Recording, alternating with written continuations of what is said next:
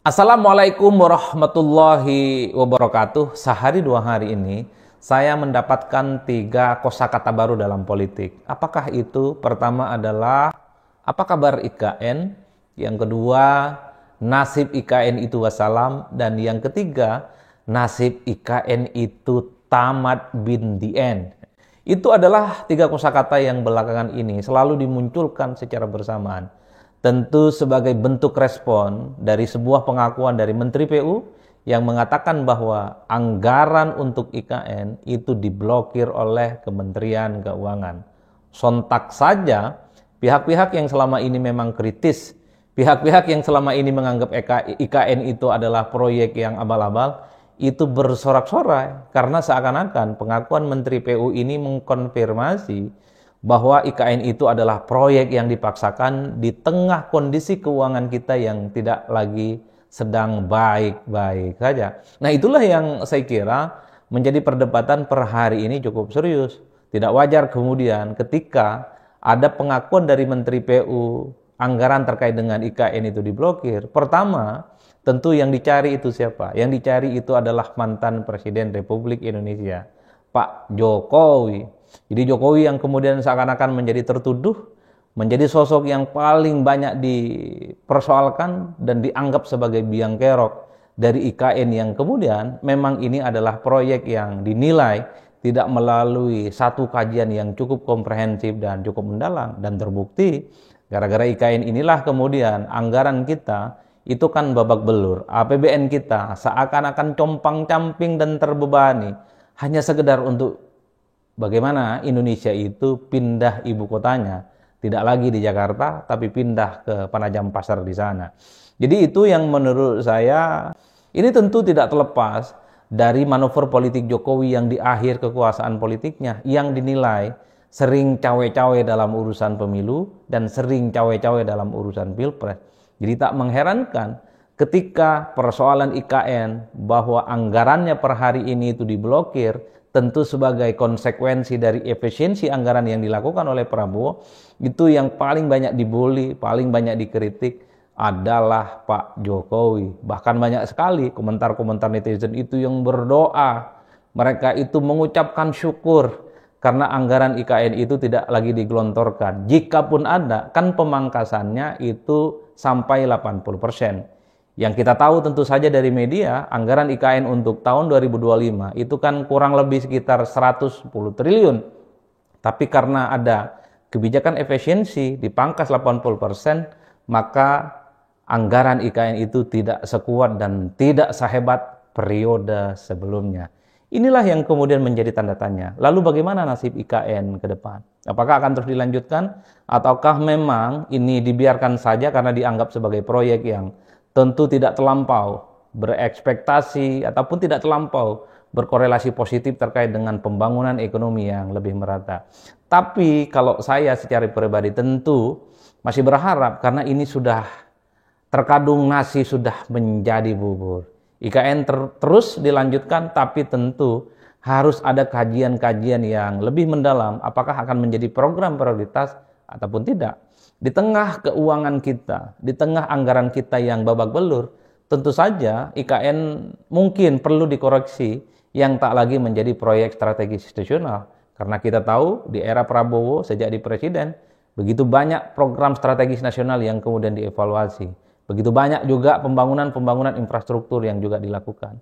Yang kemudian itu dievaluasi dan tidak lagi dilanjutkan. Dan efisiensi anggaran tentu sebagai upaya, karena Prabowo itu punya satu mimpi besar, terutama soal makan bergizi gratis adalah sebagai legacy Prabowo yang saya kira itu sebagai salah satu bentuk legacy yang cukup orisinal dari Prabowo yang terpilih jadi presiden sejak 2024 yang lalu.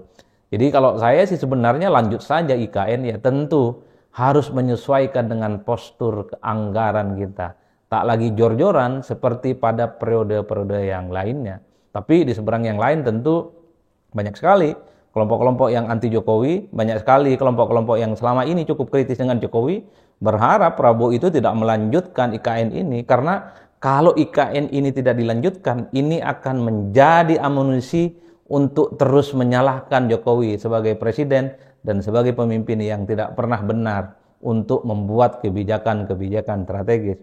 Tapi ingat para netizen dan kita semua, kakak-kakak, ibu-ibu, dan para saudara.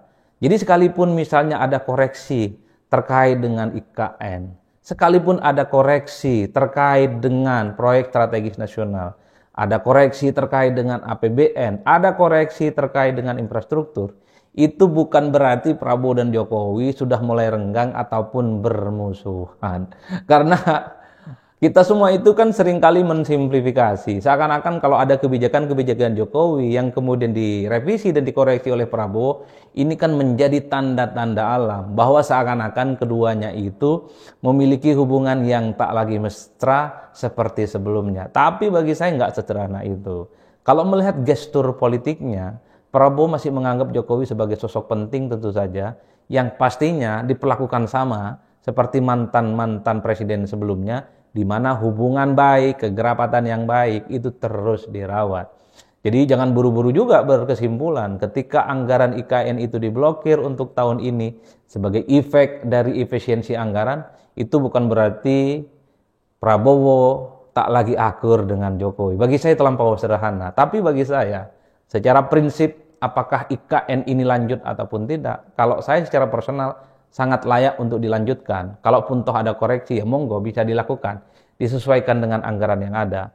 Tapi kalau ini kemudian mandek tidak dilanjutkan, ini tentu akan menjadi proyek mangkrak. Dan saya kira sudah begitu banyak anggaran-anggaran negara habis hanya gara-gara persoalan IKN yang sampai hari ini belum tuntas dan belum maksimal bisa digunakan. Jadi wajar kalau kemudian kelompok-kelompok kritis, orang-orang yang selama ini anti dengan Jokowi, berharap IKN ini wassalam dan tidak lagi dilanjutkan.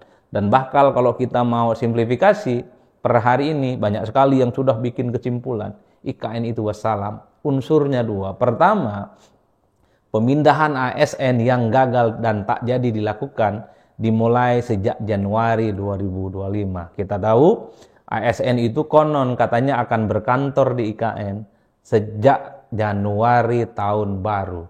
Tapi itu tidak dilakukan karena pertama adalah infrastruktur, tempat tinggal dan tempat hunian yang dinilai belum siap, termasuk juga soal konsolidasi internal karena banyak sekali kementerian-kementerian baru yang dipecah di saat Prabowo dan Gibran jadi presiden. Tapi yang kedua secara prinsip adalah anggarannya belum maksimal.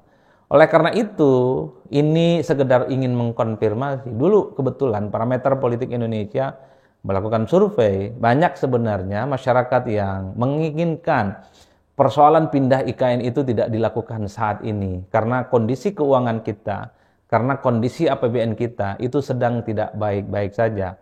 Ada sekitar 40% mengatakan pindah IKN itu bukan solusi, pindah IKN itu bukan isu yang strategis dan buru-buru dilakukan, kecuali pindah IKN itu disetujui oleh sekitar 60% masyarakat. Jika kondisi IKN dan pertumbuhan ekonomi kita itu di atas 6%. Tapi kalau pertumbuhan ekonomi kita itu sebatas 4%, 5%, maka pindah IKN bukan solusi untuk menyelesaikan persoalan-persoalan pemerataan.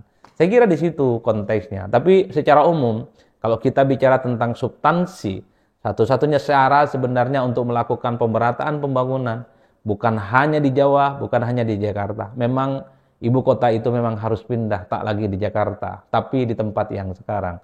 Problemnya adalah pindah ibu kota baru itu tentu saja tidak bisa simsalabim.